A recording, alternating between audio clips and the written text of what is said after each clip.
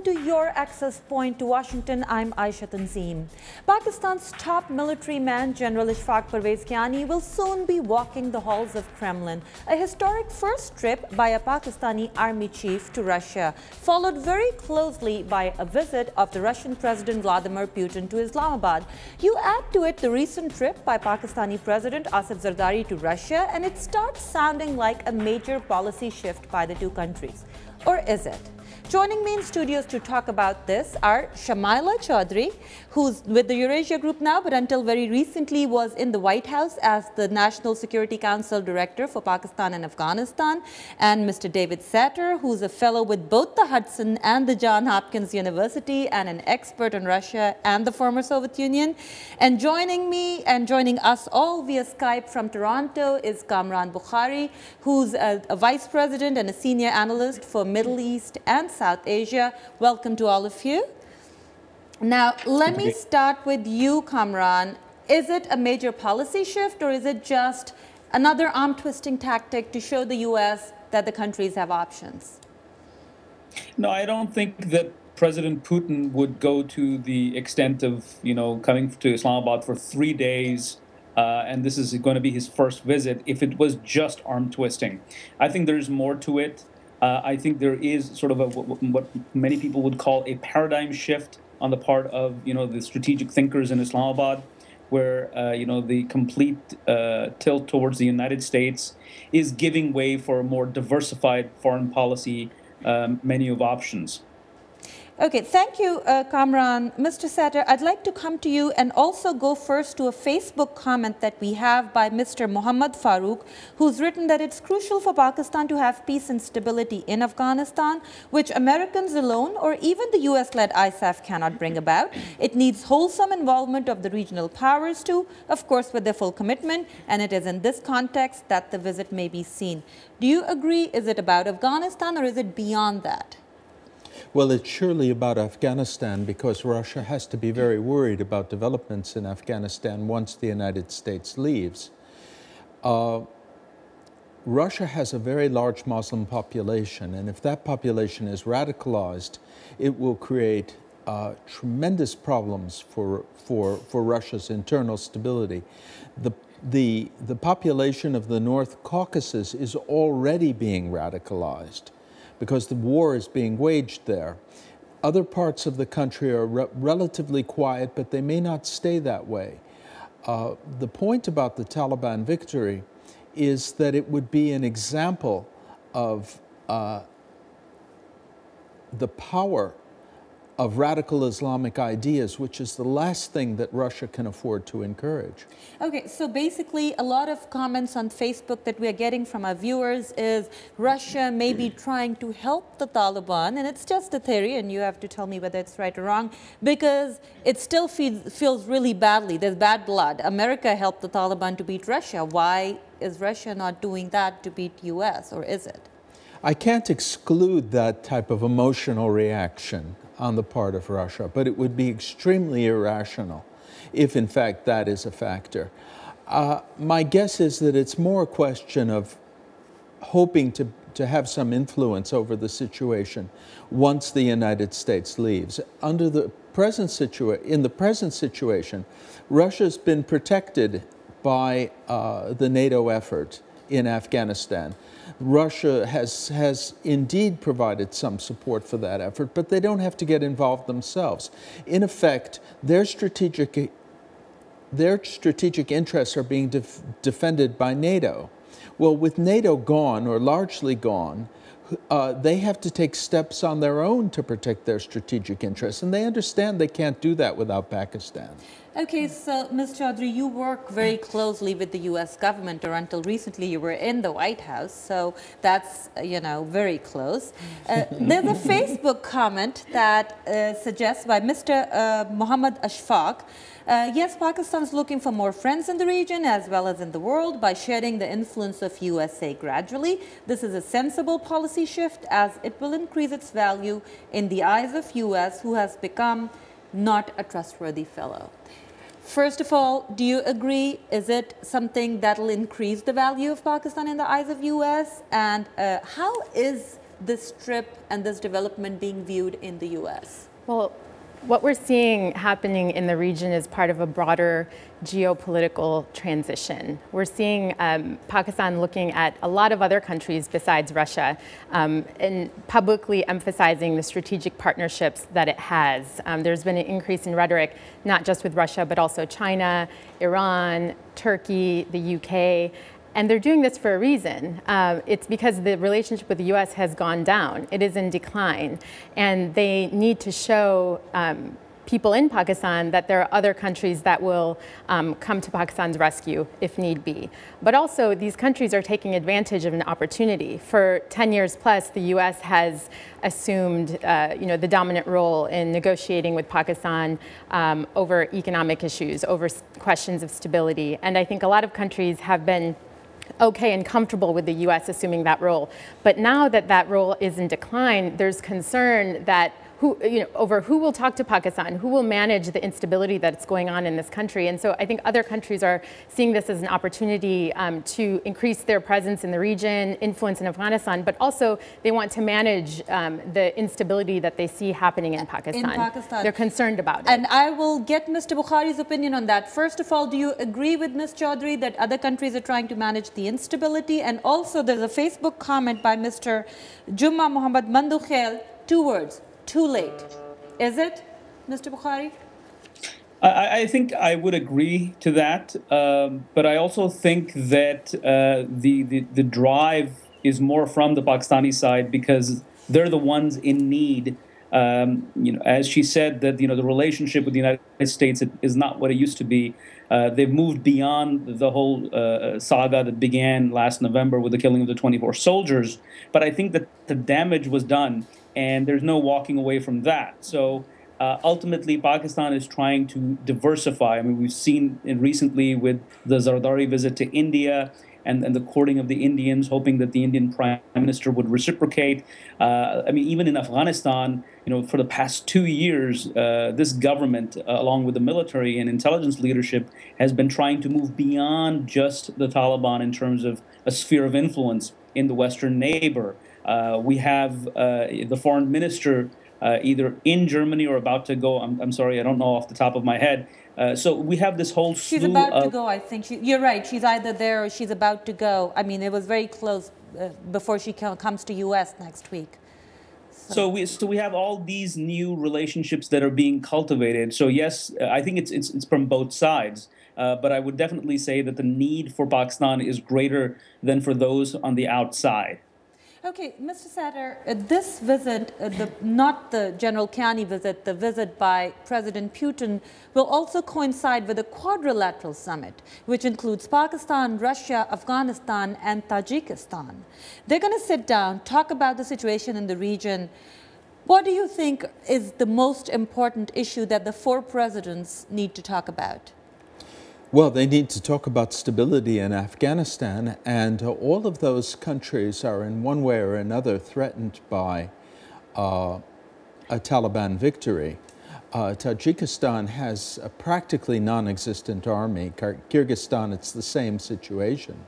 If the Taliban is victorious, even if the radical Islamic presence in those countries is not as great as it is elsewhere, it will energize that presence, and the local armed forces are absolutely no match for the battle-hardened Taliban under those circumstances.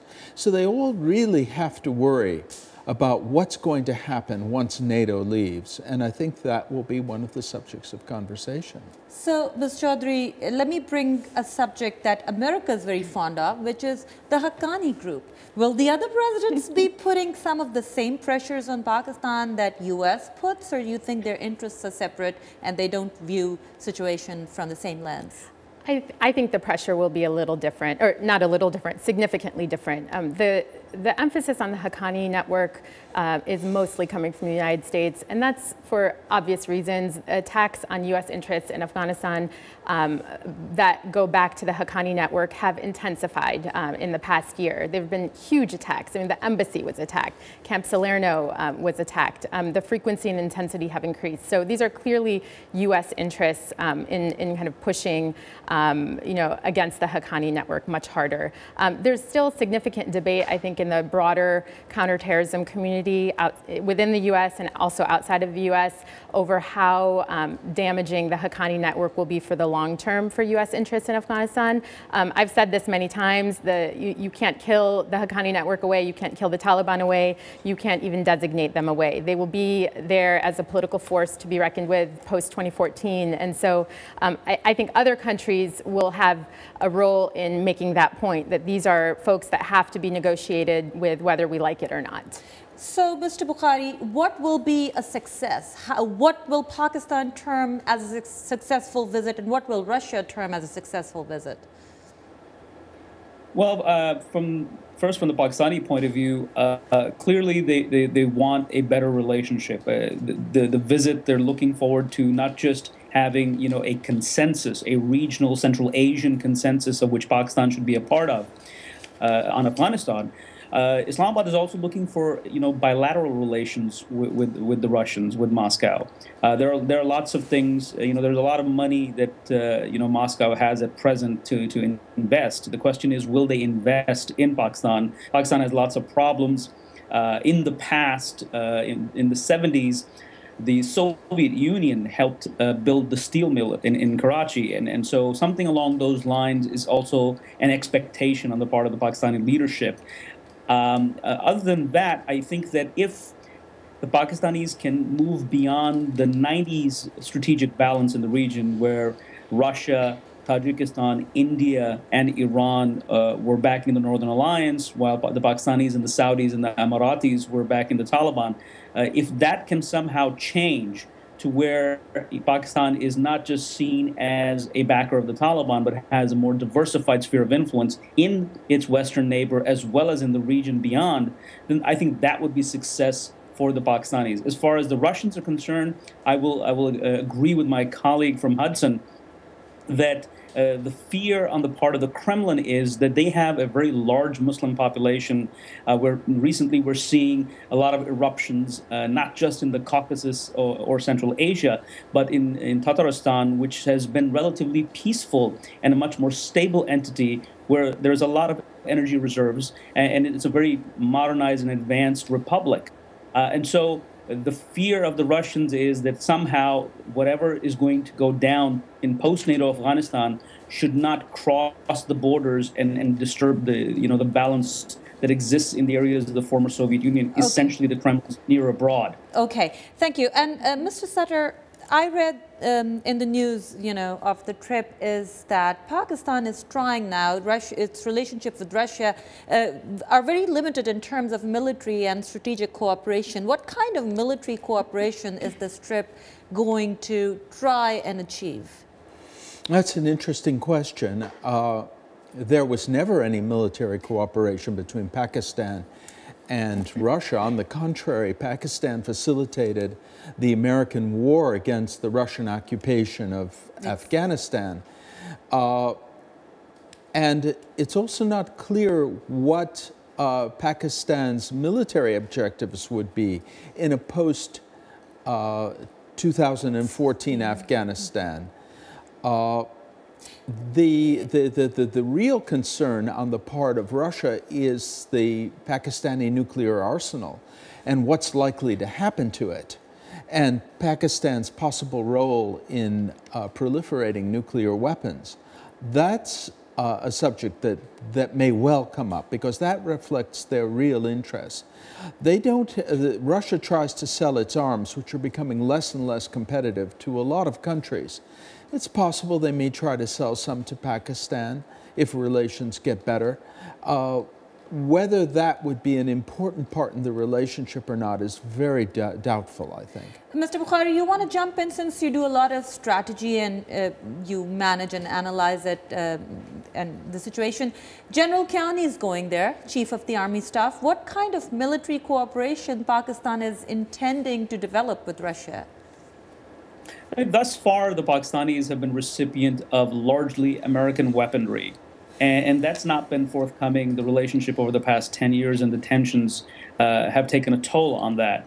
And I get the sense that the stakeholders, both the civil and the military stakeholders in Islamabad, are trying to sort of mimic the Indian approach on defense in terms of procurements, where the Indians buy weapons from pretty much everybody, from the United States to the Brits to the French to the Russians. So I think that the Pakistanis are looking at that, especially when American weaponry is not easy to acquire these days, given the state of relations and, of course, the state of the Pakistani economy itself.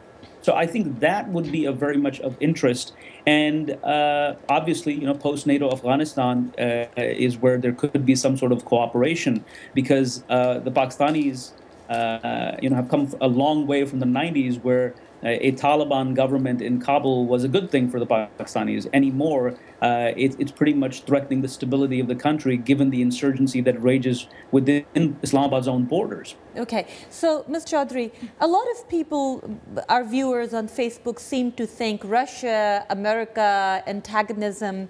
In this case, Russia is going to try and fund the TAPI, Turkmenistan, Afghanistan, Pakistan, India pipeline, which the US also wants, rather than the Iran-Pakistan pipeline, and the stability in the region. Does it seem to be an area where the interests of Russia and US are converging?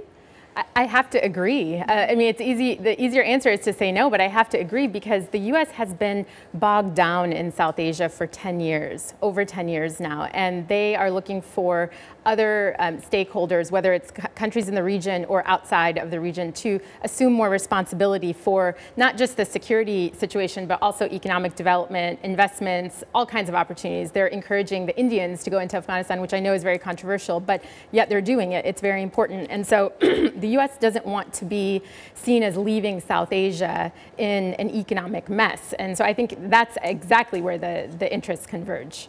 And Mr. Setter, I read something very interesting, which is that Pakistan wants to deal with Russia government to government in terms of energy projects. There seemed to be a very high-level delegation coming with the Russian president to Islamabad. They'll be signing a lot of MOUs. There'll be a lot of projects going back and forth.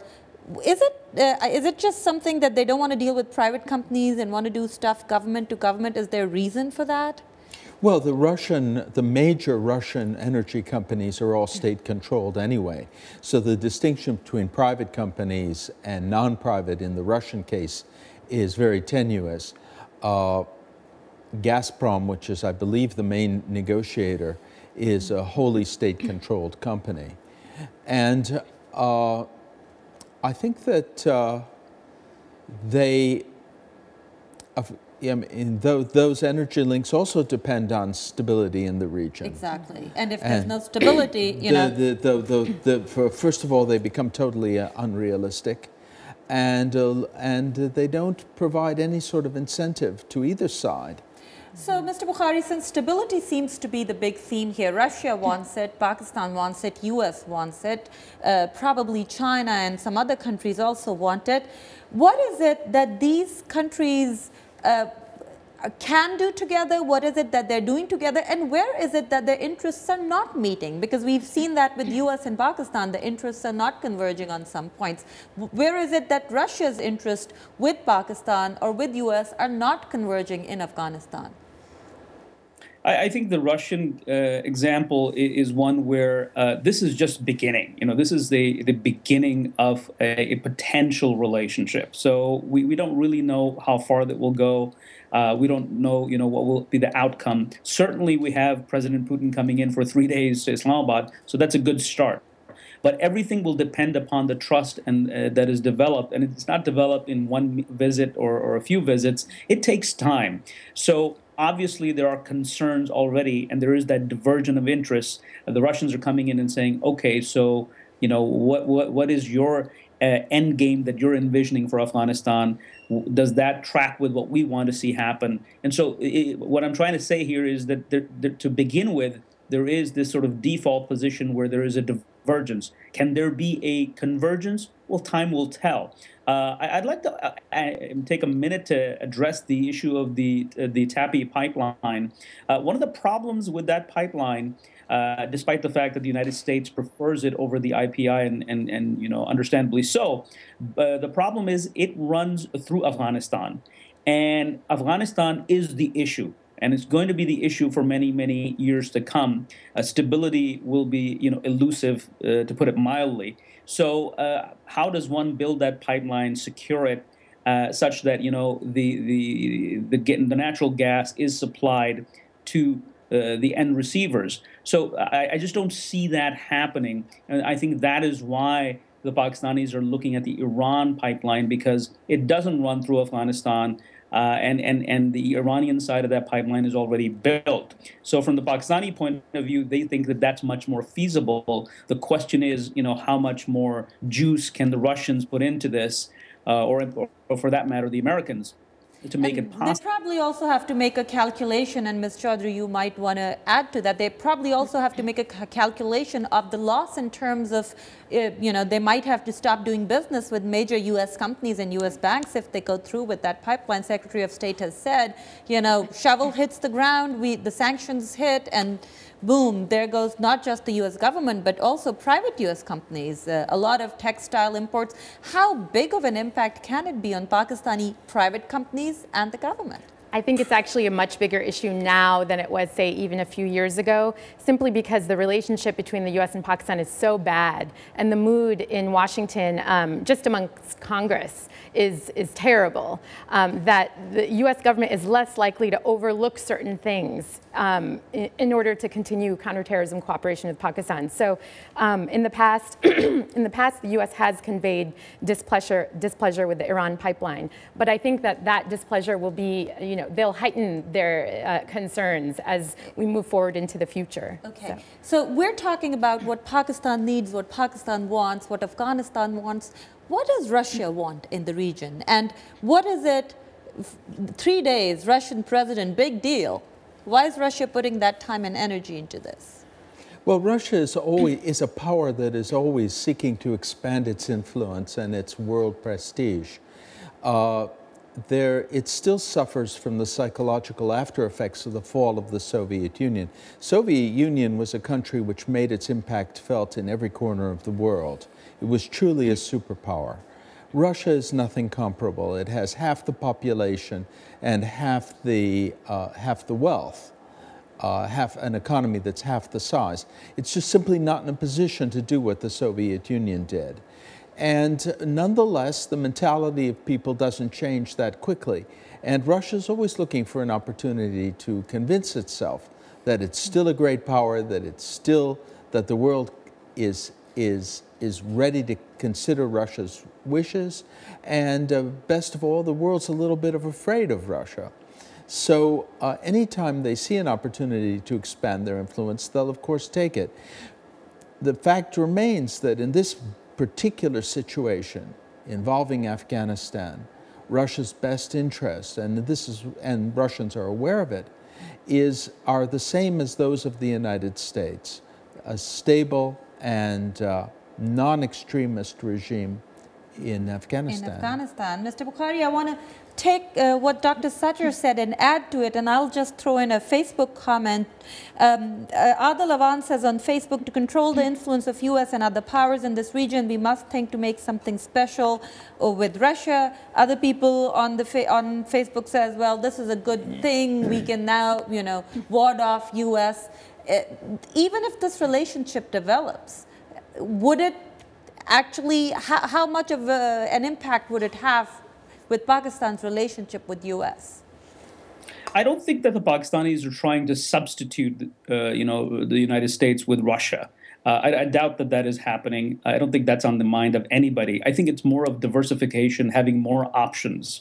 And I'd like to add that from the Russian point of view, Pakistan represents another country with which the Kremlin can create problems for Washington. I mean, along the lines of what's happening in Syria, although that's an extreme case right now, similar to what the Russian leverage over Iran. It uses it as a geopolitical card to deal with the United States and extract benefits on other issues, particularly the Baltics and Eastern Europe.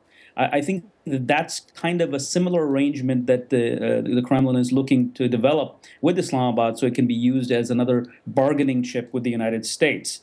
What does that mean for Pakistan? Well, it means that Pakistan has very little room to maneuver because it will be the smaller partner and dependent upon the extent to which the Russians are willing to do business with them. The question which is the same with U.S. Pakistan's the smaller partner and is always complaining of not getting an equal treatment, but that's hard in international politics when you have a big and a small partner. But Ms. Chaudhry, let me throw in something else. How's India viewing this? Well, I think that India is viewing this with caution, no doubt. I mean, it historically has had the better relationship with the Russians. And even though Russian defense sales to Pakistan are not very likely or not in the immediate scheme of things, they remain a possibility. And I think that area in particular is where India is going to be concerned. Whether India likes it or not, Pakistan is in this sort of competition with India to match Indian conventional capabilities when it comes to military equipment, and it's probably beat them in nuclear weapons. And beat them in nuclear weapons. And if you do the math, it's probably never going to be possible. But all of these military relationships with other countries offer Pakistan the opportunity to strike a balance with India, whether it's real or imagined. It doesn't really matter. It's a strategic move. Perceptions, reality. Yes. This day, towards the end, but I'll give each of you a minute to say, how do you think is India viewing this, and how should India view it, Mr. Sattar?